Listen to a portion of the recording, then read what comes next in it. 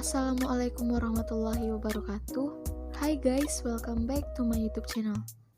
Di video kali ini, aku akan membahas mengenai sejarah perkembangan perekonomian di Indonesia. Sebelumnya perkenalkan nama aku Frisly Ariski dengan NIM 2002112152. Aku akan menjelaskan mengenai 3 submateri. Yang pertama, mengenai pandangan tokoh ekonomi Indonesia. Yang kedua, perbedaan pandangan setiap tokoh, dan yang ketiga adalah perbedaan masa dalam perekonomian. Langsung saja kita masuk ke bagian yang pertama, yaitu mengenai pandangan tokoh ekonomi Indonesia terhadap perekonomian Indonesia. Berikut adalah 5 tokoh perekonomian Indonesia yang akan aku jelaskan. Yang pertama adalah Muhammad Hatta. Hatta adalah seorang negarawan yang melahirkan pemikiran-pemikiran intelektual di awal-awal kemerdekaan. Bung Hatta memiliki pemikiran untuk melakukan pembangunan Indonesia dengan mewujudkan kemakmuran dan keadilan yang merata bagi rakyat, sesuai dengan pasal 33 Undang-Undang Dasar 1945. Inti dari pemikiran Bung Hatta sendiri terdiri atas 2 aspek pokok, yaitu transformasi ekonomi dan transformasi sosial. Kedua transformasi tersebut dinilai merupakan satu kesatuan yang utuh dan tidak dapat dipisahkan. Pemikiran ekonomi Bung Hatta menghubungkan teori ekonomi, realitas, dan keinginan untuk meningkatkan kemakmuran rakyat. Pemikiran ini dinamakan dengan ekonomi kerakyatan. Konsep ekonomi kerakyatan adalah sebuah konsep politik perekonomian yang memusatkan pembangunannya pada rakyat. Konsep ini menempatkan koperasi sebagai medium pencapaian hasil, tanpa mengesampingkan peranan pasar dan juga negara. Ekonomi kerakyatan memiliki prinsip bahwa perekonomian disusun sebagai usaha bersama berdasarkan atas asas kekeluargaan. Selain itu, ekonomi kerakyatan juga menginginkan kemakmuran rakyat. Prinsip-prinsip ekonomi kerakyatan itu seluruhnya terkandung dalam koperasi. Tokoh selanjutnya adalah Sumitro Joyo Hadikusumo. Sumitro Joyo Hadikusumo merupakan ekonom Indonesia yang aktif dalam mengemukakan gagasan sistem ekonomi nasional Indonesia. Sumitro Joyo Hadikusumo berpendapat bahwa pembangunan ekonomi Indonesia pada dasarnya adalah pembangunan ekonomi baru. Ekonomi baru yang dimaksud oleh Sumitro adalah sebuah sistem ekonomi yang bertumpu pada masyarakat Bumiputra kelas menengah. Masyarakat kelas menengah diharapkan mampu menjadi pengusaha Bumiputra yang dapat berperan dalam pertumbuhan ekonomi nasional. Pada tahun 1950, Sumitro Joyo Hadikusumo menerapkan program ekonomi benteng untuk merealisasikan pemikiran ekonomi nasionalnya, yang bertujuan untuk mengubah struktur ekonomi kolonial menjadi struktur ekonomi nasional atau pembangunan ekonomi Indonesia. Tokoh yang ketiga adalah Wijaya Nittisastro. Demi memperbaiki perekonomian dalam negeri, Wijoyo berpendapat bahwa sistem ekonomi yang mencakup pasar, fiskal maupun utang luar negeri harus dimodernisasi. Tujuannya agar kelak perekonomian Indonesia bisa melahirkan trickle-down effect, atau kebijakan yang ditujukan untuk memberi keuntungan bagi kelompok kaya akan menetas pula ke rakyat miskin melalui perluasan kesempatan kerja dan pasar sampai distribusi pendapatan. Untuk merealisasikannya, Indonesia perlu memproduksi barang yang punya keunggulan komparatif ketimbang negara maju. Adapun dasar dari keunggulan komparatif, yaitu tenaga kerja buruh murah serta sumber daya alam yang melimpah. Agar berjalan sesuai rencana, negara harus punya keterlibatan lebih dalam industri manufaktur, baik sebagai pemilik modal ataupun pembuat kebijakan atau development state. Konsep tersebut kemudian diformulasikan ke dalam Repelita di era Orde Baru. Repelita berfokus pada industri yang menghasilkan devisa dengan cara memproduksi barang substitusi impor, industri yang memproses bahan mentah dalam skala yang besar, industri padat karya, dan perusahaan negara dengan tujuan strategis maupun politis. Tokoh yang keempat adalah Sultan Syahrir. Pemikiran Syahrir memberikan sumbangan yang besar pada perkembangan perekonomian di Indonesia. Salah satunya mengenai pemikirannya untuk membuat pasar modal di Indonesia menjadi makin berkembang dengan terciptanya pasar modal yang berkompetitif, dengan memikirkan bagaimana menciptakan pasar modal berbasis pasar, di mana harga tercipta secara wajar, tapi menjadi kompetisi yang sehat. Konsep ini tentu saja menjadi dasar pengembangan pasar modal di Indonesia. Pandangan tersebut diimplementasikan melalui pengembangan infrastruktur pasar modal saat ini. Tokoh kelima adalah Mubyarto. Salah satu pemikiran Mubyarto mengenai perekonomian Indonesia adalah dengan adanya pengembangan ekonomi Pancasila. Ekonomi Pancasila menurut Mubyarto adalah suatu sistem ekonomi yang merupakan usaha bersama yang berasaskan kekeluargaan dan kegotong royongan nasional yang bertujuan untuk mewujudkan keadilan sosial bagi seluruh rakyat yang ada di Indonesia. Submateri yang kedua adalah apa perbedaan pandangan setiap tokoh dengan tokoh yang lainnya. Perbedaannya adalah sebagai berikut. Yang pertama, Muhammad Hatta. Pandangan dan pemikiran Muhammad Hatta mengenai sistem ekonomi kerakyatan lebih menitik beratkan berdasarkan kepentingan serta kemakmuran rakyat. Sistem ekonomi kerakyatan merupakan sebuah sistem yang ramah dan fleksibel bagi rakyat, agar mendapatkan banyak kemudahan dan keuntungan dengan koperasi sebagai medium pencapaiannya. Selanjutnya, pemikiran dari Sumitro Wijoyo Hadikusumo yang lebih menitik beratkan kepada sistem ekonomi yang bertumpu pada masyarakat Bumiputra kelas menengah. Masyarakat kelas menengah diharapkan mampu menjadi pengusaha Bumiputra yang dapat berperan dalam pertumbuhan ekonomi nasional. Nah, di submateri yang ketiga ini, aku akan menjelaskan apa aja sih perbedaan-perbedaan yang terdapat dari perekonomian Indonesia di setiap periode, baik itu dari masa kolonial, masa Orde Lama, masa Orde Baru, dan masa reformasi. Langsung saja kita masuk ke penjelasan yang pertama, yaitu keadaan perekonomian Indonesia pada masa kolonial. Dalam sejarah Indonesia, sekitar tahun 1870 sampai 1900 disebut dengan masa liberalisme, di mana kaum pengusaha Belanda dan modal swasta diberikan peluang oleh pemerintah Hindia Belanda untuk menanamkan modalnya dalam berbagai usaha kegiatan di Indonesia. Selama masa liberalisme ini, modal swasta dari Belanda dan negara-negara Eropa lainnya telah mendirikan perkebunan kopi, teh, gula, dan kina yang cukup besar. Pada masa liberalisme ini juga, sistem tanam paksa di Indonesia sudah dihapuskan.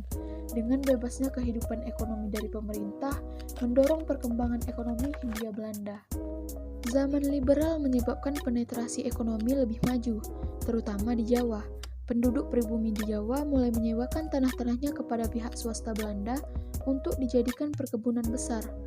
Adanya perkebunan-perkebunan tersebut memberikan peluang bagi rakyat Indonesia untuk bekerja sebagai buruh perkebunan. Perkembangan pesat perkebunan teh, kopi, tembakau, dan tanaman perdagangan lainnya berlangsung antara 1870 sampai 1885. Selama itu, pemerintah meraup keuntungan yang sangat besar. Setelah tahun 1885, perkembangan tumbuhan perdagangan menjadi anjlok, sehingga menyebabkan krisis perdagangan. Krisis perdagangan ini mengakibatkan terjadinya reorganisasi dalam kehidupan ekonomi Hindia Belanda. Perkebunan besar bukan lagi milik perseorangan, tetapi diorganisasi sebagai perseroan terbatas. Yang ketiga adalah perekonomian Indonesia pada masa Orde Lama. Pada pertengahan tahun 1960-an, kondisi ekonomi Indonesia telah mencapai keadaan yang sangat buruk. Perekonomian Indonesia menderita karena kekacauan politik. Masalah-masalah ekonomi tidak menjadi perhatian utama bagi Soekarno, yang lebih banyak menghabiskan masa hidupnya untuk berjuang di arena politik. Beberapa contoh dari kebijakan-kebijakan yang memberikan dampak negatif pada perekonomian adalah pemutusan hubungan dengan negara-negara barat, karenanya mengisolir Indonesia dari ekonomi dunia dan mencegah negara ini dari menerima bantuan-bantuan asing yang sangat dibutuhkan, dan defisit spending melalui pencetakan uang yang menyebabkan hiperinflasi yang berada di luar kendali. Keadaan ekonomi dan keuangan pada masa Orde Lama amat buruk, yang disebabkan oleh inflasi yang sangat tinggi dikarenakan beredarnya lebih dari satu mata uang secara tidak terkendali. Pada masa Orde Lama, Indonesia mengalami 3 fase perekonomian di era Presiden Soekarno. Fase pertama yakni penataan ekonomi pasca kemerdekaan, kemudian fase memperkuat pilar ekonomi, serta fase krisis yang mengakibatkan inflasi.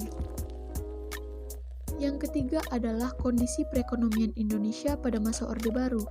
Pemerintahan Soeharto mewariskan kondisi ketidakstabilan ekonomi, sosial, dan juga politik. Tim ekonomi Orde Baru di bawah kepemimpinan Wakil Perdana Menteri Sri Sultan Hamengkubuwono IX dengan bantuan teknis Dana Moneter Internasional atau International Monetary Fund menyiapkan sejumlah langkah yang mendesak guna menstabilkan ekonomi nasional. Dalam menghadapi tingginya inflasi dan menggerakkan kembali roda perekonomian, pemerintah menyusun sejumlah rencana, yaitu Program Stabilisasi Ekonomi Komprehensif yang diberi nama Paket Kebijakan Stabilisasi dan Rehabilitasi Ekonomi atau Paket Oktober 1966. Paket tersebut terdiri dari 4 fokus kebijakan, antara lain kebijakan dekontrol dengan merombak sistem komando menjadi mekanisme pasar, dengan membekukan peran investasi asing dalam negeri, serta menerbitkan Undang-Undang Penanaman Modal Asing atau PMA pada tahun 1967 dan Undang-Undang Penanaman Modal Dalam Negeri atau PMDN pada tahun 1968. Kebijakan disiplin fiskal dan anggaran berimbang yang menekankan penghematan belanja negara dan subsidi, kemudian kebijakan moneter sebagai pengendali uang beredar, yakni dengan menaikkan suku bunga bank, suku bunga kredit rata-rata naik 6-9% per bulan, suku bunga simpanan rata-rata naik 5% per bulan. Memulihkan neraca pembayaran juga menjadi kebijakan ekonomi dengan cara mempercepat ekspor impor, sistem kurs tunggal melalui mekanisme pasar, meningkatkan arus dana masuk, dan negosiasi utang luar negeri. Atas kebijakan tersebut, di era Soeharto, inflasi mengalami penurunan dari angka 635,3% pada tahun 1966 menjadi 9,9% pada tahun 1969. Yang selanjutnya adalah perekonomian Indonesia pada masa reformasi yang telah terbagi menjadi 4 presiden yang pernah memimpin. Keempat presiden tersebut antara lain B.J. Habibie yang pernah menjabat dari tahun 1998 sampai 1999. Yang kedua, Abdurrahman Wahid pada tahun 1999 sampai 2001. Yang ketiga, Megawati Soekarno Putri pada tahun 2001 sampai 2004. Dan yang terakhir, Susilo Bambang Yudhoyono pada tahun 2004 sampai tahun 2014. Nah, langsung saja kita masuk ke penjelasannya. Yang pertama adalah B.J. Habibie. Pemerintahan Presiden Baharudin Yusuf Habibie dikenal sebagai rezim transisi. Salah satu tantangan sekaligus pencapaiannya adalah pemulihan kondisi ekonomi dari posisi pertumbuhan minus 13,13% pada 1998 menjadi 0,79% pada 1999. Habibie menerbitkan berbagai kebijakan keuangan dan moneter dan membawa perekonomian Indonesia ke masa kebangkitan. Kurs rupiah juga menguat dari sebelumnya 16.650 per dolar Amerika Serikat pada Juni 1998 menjadi 7.000 rupiah per dolar Amerika Serikat pada November 1998. Pada masa Habibie, Bank Indonesia mendapat status independen dan keluar dari jajaran eksekutif. Berikut merupakan beberapa upaya yang dilakukan oleh Habibie sebagai presiden pada masanya untuk mendongkrak perekonomian di Indonesia. Yang pertama, merekapitulasi perbankan dan menurunkan inflasi, merekonstruksi perekonomian nasional, melikuidasi bank-bank bermasalah, membentuk Badan Penyihatan Perbankan Nasional, menaikkan nilai tukar rupiah terhadap dolar Amerika Serikat hingga di bawah 10.000, mengesahkan Undang-Undang Nomor 5 Tahun 1999 tentang larangan praktek monopoli atau persaingan tidak sehat, dan mengesahkan Undang-Undang Nomor 8 Tahun 1999 tentang pelindungan konsumen. Yang selanjutnya adalah Abdurrahman Wahid yang menjabat menjadi Presiden Indonesia pada tahun 1999 sampai 2001. Abdurrahman Wahid alias Gus Dur meneruskan perjuangan Habibie mendongkrak pertumbuhan ekonomi pasca krisis 98. Secara perlahan, ekonomi Indonesia tumbuh 4,92% pada tahun 2000. Gus Dur menerapkan kebijakan desentralisasi fiskal dan otonomi daerah. Pemerintah membagi dana secara berimbang antara pusat dan daerah.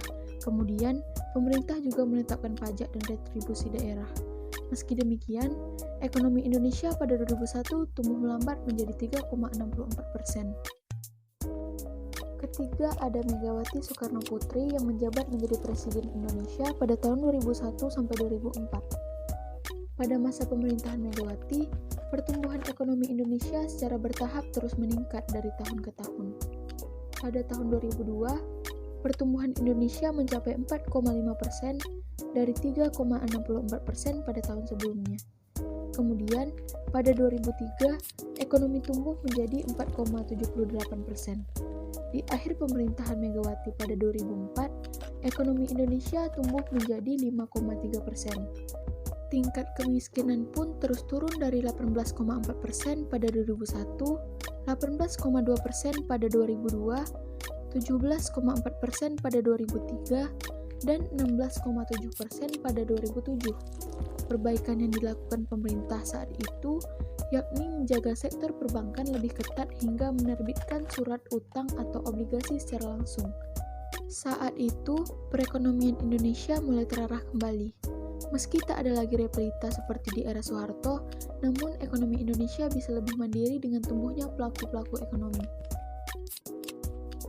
Yang terakhir adalah Presiden Susilo Bambang Yudhoyono yang menjabat dari tahun 2004 sampai 2014.